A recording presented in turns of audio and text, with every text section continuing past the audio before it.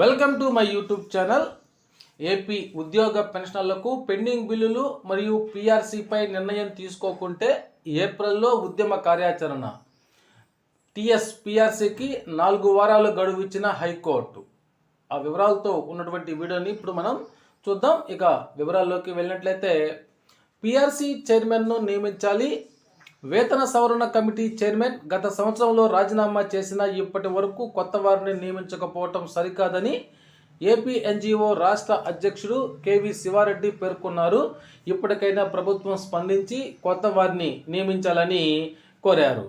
ఇక కూటమి ప్రభుత్వం ఏర్పడి 9 నెలలు కావస్తున్న ఉద్యోగుల సమస్యలపై దృష్టి సారించకపోవడం బాధాకరమన్నారు. ఆర్థికేతర సమస్యలు పరిష్కరించాలని కోరారు. లేకపోతే ఉద్యోగుల్లో అసంతృప్తి నెలకొంటుందని చెప్పారు.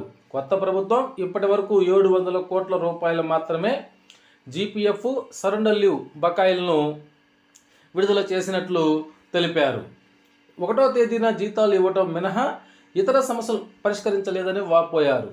సంఘం రాష్ట్ర ప్రధాన కార్యదర్శి ఏ విద్యాసాగర్ మాట్లాడుతూ, వేతన సవరణ 2023 నుంచి అమలు కావాల్సిందన్నారు. కాగా ఇప్పటి వరకు దానికి సంబంధించి ఒక్క అడుగు కూడా ముందుకు పడలేదని తెలిపారు.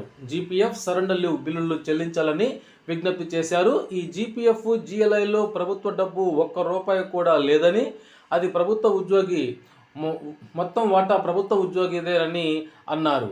అయితే ఇక్కడ వేల కోట్ల రూపాయల ప్రభుత్వం దగ్గర ఉద్యోగులు దాచుకున్నటువంటి సొమ్ము ఉందని చెప్పారు. పదవీ విరమణ, రుణ మంజూరుపై నిధులు విడుదల చేయకపోవడం విచారకరమని చెప్పారు. ఉద్యోగి చనిపోయినా కూడా డబ్బులు వచ్చే పరిస్థితి లేదన్నారు.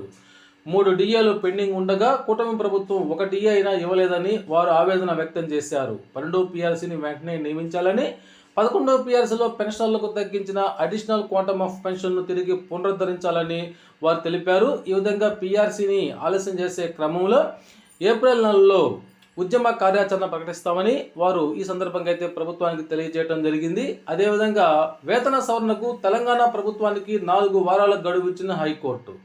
వేతన సవరణను ఏప్రిల్ 4లోగా అధికారిక గెజిట్లో ప్రచురించాలని తెలంగాణ హైకోర్టు రాష్ట్ర ప్రభుత్వాన్ని ఆదేశించింది. పాటించడంలో విఫలమైతే ఉన్నతాధికారులు కోర్టుకు హాజరు కావాల్సి ఉంటుందని హెచ్చరించింది.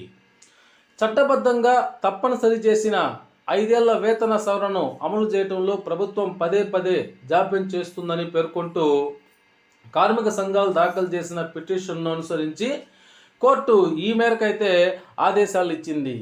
ఇదే విధంగా ఏపీలో కూడా ఈ యొక్క కమిటీ నియమించకపోతే ఏప్రిల్లో ఉద్యమ కార్యాచరణ ప్రకటిస్తామని తెలియజేశారు.